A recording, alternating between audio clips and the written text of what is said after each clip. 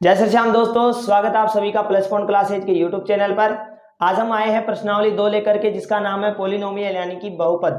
तो प्रश्न ये आता है कि बहुपद किसे कहते हैं, बहुपद क्या होते हैं, किस प्रकार से हमें इस प्रश्नावली के अंदर क्वेश्चंस देखने को मिलेंगे। तो यहाँ पर देखिए कि एक तो टर्म होता है जो है बहुपद, सेकेंड टर्म होता है समीकरण। दोनों में डिफरेंस समझना है। इसके लिए आपको ये पता होगा, पिछली क्लासों में आपने बीजीय व्यंजक के बारे में पढ़ा होगा। बीजीय व्यंजक वो होते हैं जिसके अंदर एक तो चरपद होता है और दूसरा अचरपद। चरपद किसे कहते हैं, जिसमें एबीसीडी का कोई अक्षर आता हो, जैसे कि ए बी सी डी, और मैक्सिमम हम मैथ में यूज किसका लेते हैं, अक्ष का। अचरपद जिसमें काउंटिंग का कोई भी नंबर आ सकता है, जैसे 1 2 3 4 कोई भी नंबर वहां पर काउंट हो सकते हैं। तो चर और अचर पदों से मिलकर जो बनता है वो क्या होता है, बीजीय व्यंजक। जैसे मैंने लिखा 3x + 2, ये क्या है, एक प्रकार का बीजीय व्यंजक। यदि किसी बीजीय व्यंजक के बराबर में कुछ लिखा हुआ है, यानी कि बराबर में मैंने दे रखा हो 2 0 8 5 कुछ भी, यहां अगर मैंने मान लीजिए 8 दे रखा है कि 3x + 2 = 8, तो ये क्या कहलाएगा, ये कहलाएगा समीकरण। यानी समीकरण वो होता है जिसके बराबर में कुछ ना कुछ वैल्यूज होती है। और यदि इसी को मैं डायरेक्ट लिखूं 3x + 2, यानी आगे पीछे बराबर में कुछ नहीं होता है, तो ये हमारा क्या कहलाता है, बहुपद। यानी किसी भी चर और अचर पदों के मेल को हम क्या कहते हैं, पद कहते हैं। और जब बहुत सारे ऐसे पद बन जाते हैं तो उसे हम कह देते हैं बहुपद। यहां बात करें पद की, तो पद डिनोट करेंगे प्लस और माइनस के चिन्हों पे। तो यहां देखिए 1 और 2 पद है। यहां अगर मैं बात करूं 3x + 2x² + 3, यहां कितने पद होंगे, यहां 1 2 और 3 पद होंगे। तो 2 या 2 से अधिक पदों को ही हम क्या कहते हैं, बहुपद कहते हैं। अगर यहां पर लिखा हुआ है केवल 3x, तो ये क्या है, ये सिंगल पद है, यानी इसे हम एक पद बोलेंगे। और बहुपद क्या होते हैं, बहुत सारे पदों का समूह होता है। क्लियर है इतनी बात। यानी कि समीकरण में बराबर में कुछ ना कुछ वैल्यू होती है, और पोलिनोमियल या बहुपद में बराबर में कोई भी वैल्यू नहीं होती, वो डायरेक्ट होता है। और ये दोनों ही एक प्रकार के क्या है, बीजीय व्यंजक है, यानी चर और अचर पदों का समूह होता है। क्लियर है इतनी बात। आगे हम बात करेंगे नेक्स्ट टॉपिक पे। तो नेक्स्ट टॉपिक क्या है हमारा,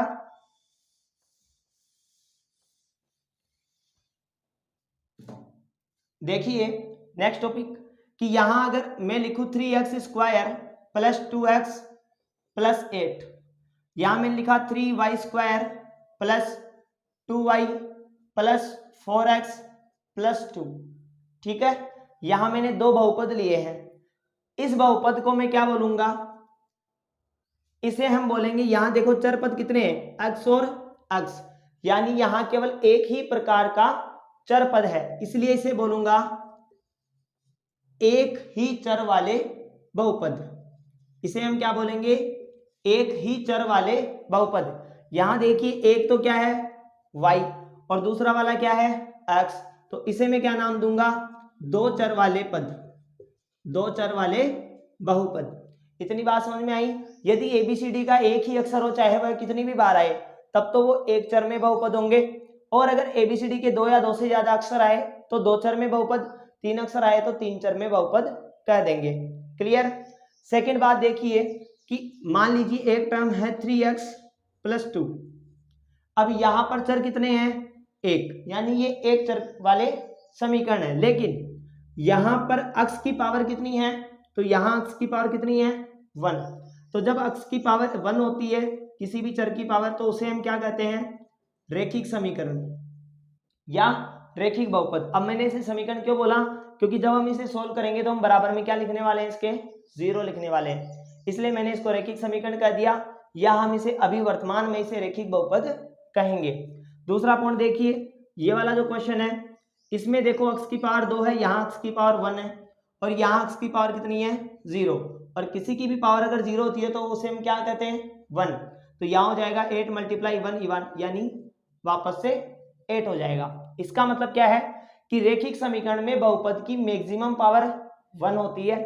यहां देखिए x की पावर 0, x की पावर 1 और मैक्सिमम पावर कितनी है, 2, यानी सबसे ज्यादा या सबसे बड़ी घात कौन सी है, सबसे बड़ी घात है 2, इसलिए इसे हम बोलेंगे द्विघात समीकरण। क्या बोलेंगे इसे हम, द्विघात समीकरण या द्विघाती बहुपद। क्लियर है। अगर किसी बहुपद में मैक्सिमम घात 4 हो तो उसे फिर 4 घात वाला बहुपद बोलेंगे। तीन घात हो तो उसे तीन घात वाला बहुपद बोलेंगे। यानी किसी भी बहुपद में जितनी बड़ी घात होगी उसे उतनी घात वाला बहुपद कहा जाएगा। तो यहाँ हम दो प्रकार के बहुपद देखते हैं, नॉर्मल है रेखिक बहुपद, उसके बाद है द्विघात बहुपद, और अगर यहाँ पर पावर 3 होती है तो हो जाएगा त्रिघात बहुपद। हमारे ज्यादा काम के हैं रेखिक समीकरण और द्विघात समीकरण, यानी कि एक घात वाले और दो घात वाले। अगला लॉजिक देखिए कि किसी भी प्रकार का बहुपद हो उसे हमेशा अवरोही क्रम में लिखा जाता है। अवरोही क्रम में लिखने का मतलब है, जैसे मैंने लिखा 3x plus 4x square plus 2। क्या ये तरीका सही है? बहुपद बिल्कुल सही है, कोई प्रॉब्लम नहीं है, लेकिन तरीका गलत है। तरीका क्या होता है कि सबसे जो बड़ी घात है उसे आगे लिखो, फिर उससे छोटी घात को लिखो और उसके बाद सबसे कम घात को लिखो। यानी घातों का क्या होना चाहिए? अवरोही क्रम होना चाहिए। सबसे पहले बड़ी घात, फिर उससे छोटी घात और फिर उससे छोटी घात। तो सबसे पहले अगर आपको कोई क्वेश्चन दिखे तो आप पहले बहुपद की घातों को सही करेंगे, क्योंकि बुक्स में हर क्वेश्चन इस प्रकार से नहीं लिखा हुआ होता, कुछ हमें अपने माइंड से सही करने होते हैं। तो आप पहले घात को सही करेंगे। सबसे पहले कौन सी घात होगी? अवरोही घात होगी। क्लियर है? अब देखिए हमने बहुपद के बारे में क्या सीखा कि बहुपद क्या होते हैं, समीकरण क्या होते हैं, रेखिक समीकरण क्या होते हैं, द्विघात समीकरण क्या होते हैं। रेखिक समीकरण में बहुपद की मैक्सिमम पावर 1 होती है, द्विघात समीकरण में मैक्सिमम पावर 2 होती है, और एक चर वाले बहुपद वो होते हैं जिसमें एक ही प्रकार के अक्षर हो, दो चर वाले बहुपद वो होते हैं जिसमें दो प्रकार के अक्षर हो। अब देखिए इनके बारे में और कि यहां लिखा हुआ है 3x square plus 2x plus 2। ठीक है, यहां पर जो 3x स्क्वायर है इसमें x स्क्वायर एक चर पद है। तो हमारा जो कई बार क्वेश्चन आता है बोर्ड के एग्जाम में वो आता है कि x स्क्वायर का गुणांक बताइए। बहुत ही आसान सवाल है। गुणांक का मतलब क्या होता है? गुणा में है जो अंक, यानी गुणा में कौन सा अंक है। तो यहाँ x स्क्वायर है तो इसके गुणा में क्या है? यहाँ गुणा में है 3, तो x स्क्वायर का गुणांक कितना हुआ? 3। यहाँ देखिए अगर हमें पूछे कि x स्क्वायर का गुणांक कितना है तो यहाँ x स्क्वायर का गुणांक कितना है? 4। अगर पूछ ले यहाँ x का गुणांक बताओ तो x का गुणांक कितना है? 2। यहाँ पूछे y का गुणांक तो y का गुणांक कितना है? 2। मान लीजिए एक समीकरण लिखा हुआ है 2x square plus 3x plus 4। यहाँ अगर x स्क्वायर का गुणांक पूछे तो कितना होगा? 2। x का गुणांक पूछे तो 3। नॉर्मल अगर समीकरण पूछे x square plus 3x plus 2, यहाँ x स्क्वायर का गुणांक पूछे तो क्या दोगे? यहाँ गुणा में कुछ है क्या? नहीं, लेकिन हम कितना लेंगे? 1, क्योंकि गुणा में 1 होता है, 0 तो गुणा में हो नहीं सकता।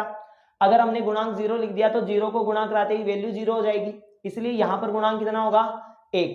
तो ध्यान रहे अगर सामने कोई गुणांक नहीं है तो आपको कितना लेना है? 1 गुणांक लेना है। क्लियर है इतनी बात? अब हम बात करते हैं आगे।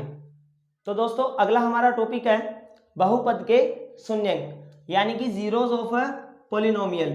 यानी जीरोज शून्य किसे कहते हैं? तो मान लीजिए कोई हमारे पास बहुपद है 3x प्लस 3 बराबर 0। तो शून्य का मतलब होता है कि किसी भी बहुपद में x का ऐसा मान जिसे यहां रखने पर बराबर में क्या आए?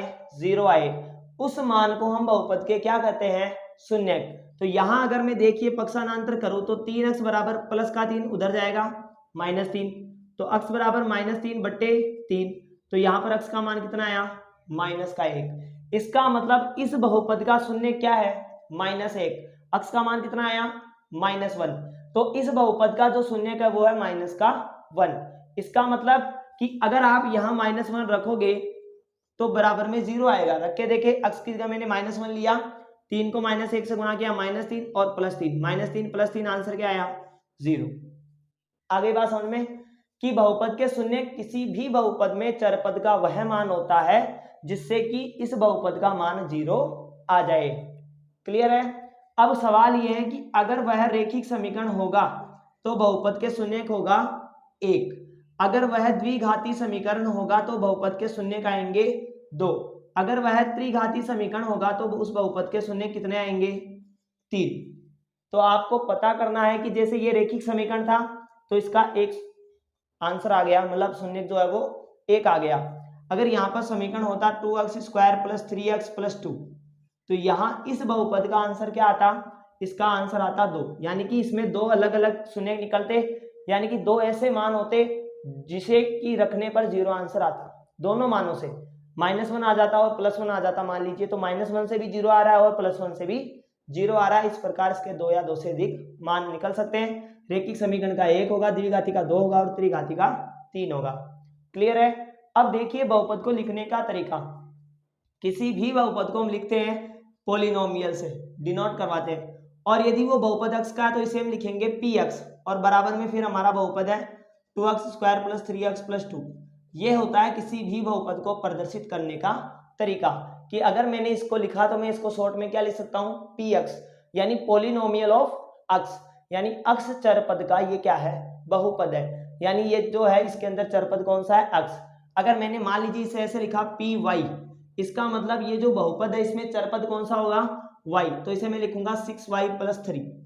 ये क्या हुआ, रैखिक समीकरण y का, और इसे हम डिनोट कैसे करेंगे, py से। तो ये बहुपद को डिनोट करने का साइन होता है p और x या p और y, यहाँ ब्रैकेट में हम कुछ भी लिख सकते हैं। आगे बात समझ में। अब हम स्टार्ट करते हैं प्रश्नावली नंबर 2.1। तो दोस्तों अब देखिए प्रश्नावली 2.1 का पहला सवाल, हमें कुछ ग्राफ्स दिए हुए हैं और हमें क्वेश्चंस में ये पूछा गया है कि मान लीजिए कोई बहुपद है और बहुपद को डिनोट कर रखा है किससे, p अक्ष से, यानी कि बहुपद में क्या है, चरपद अक्ष वाला है, और हमें इस अक्ष का क्या पूछा है, 0, यानी कि शून्यक। और मैंने अभी आपको बताया कि बहुपद का शून्यक का मतलब क्या होता है, अक्ष का मान, अक्ष का ऐसा मान जिससे कि बराबर में 0 आ जाए। हमें पूछा है ग्राफ से देख करके बताओ यहाँ बहुपद के कितने शून्यक होंगे। तो शून्यक होने का मतलब है हमें किसका मान देखना है, अक्ष का मान। मान लीजिए किसी बहुपद की ग्राफ ऐसे बन रही है, फर्स्ट कंडीशन, तो फर्स्ट कंडीशन में ऐसे बन रही है, तो बताओ क्या अक्ष से गई ग्राफ निकल रही है क्या, अक्ष से तो बिल्कुल टच हो ही नहीं रही। तो अक्ष का मान तो यहाँ कुछ हुआ, अक्ष का मान तो कुछ है ही नहीं, अक्ष का मान तो क्या होगा, 0 होगा। इसलिए यहाँ इस ग्राफ से बहुपद का शून्य क्या होगा, 0। यहाँ देखिए अक्ष से ग्राफ कितनी बार निकल रही है, तो यहाँ ये अक्ष है, ये अक्ष डैश है, और ये y वाला y एक्सिस है। तो यहाँ देखिए ये वाली जो ग्राफ है वो किसको कट कर रही है, y एक्सिस को। तो y एक्सिस से तो हमें कोई मतलब ही नहीं है, क्योंकि बहुपद अक्ष का है तो मान भी किसका होगा, अक्ष का। तो ये ग्राफ यहाँ एक पॉइंट पे टच कर रही है, इसका मतलब यहाँ इस बहुपद के शून्यक 1 है। अब आप मुझे बताइए यदि बहुपद का शून्यक 1 है तो वो बहुपद कैसा होगा, रैखिक, द्विघाती या त्रिघाती। तो यहाँ एक घाती है, इसका मतलब बहुपद का जो शून्यक है वो 1 है, तो बहुपद कौन सा हुआ, रैखिक। यहाँ देखिए ग्राफ अक्ष को 1, 2 और 3 जगह कट कर रही है, इसका मतलब अक्ष का मान ये भी हो सकता है, ये भी हो सकता है और ये भी हो सकता है। इसका मतलब बहुपद के शून्यक कितने होंगे, 3 शून्यक होंगे। क्लियर है। तो बहुपद कौन सा होगा, त्रिघाती। यहाँ देखिए अक्ष के मान को 1 और 2 जगह से कट कर रही है, इसका मतलब यहाँ बहुपद के शून्य कितने होंगे, 2 होंगे, और समीकरण कौन सा होगा, द्विघाती। यहाँ देखिए ध्यान से 1, 2, 3 और 4 पॉइंट पे अक्ष को कट किया जा रहा है, यानी अक्ष के 4 अलग अलग मान है, तो बहुपद के शून्य भी कितने होंगे, 4।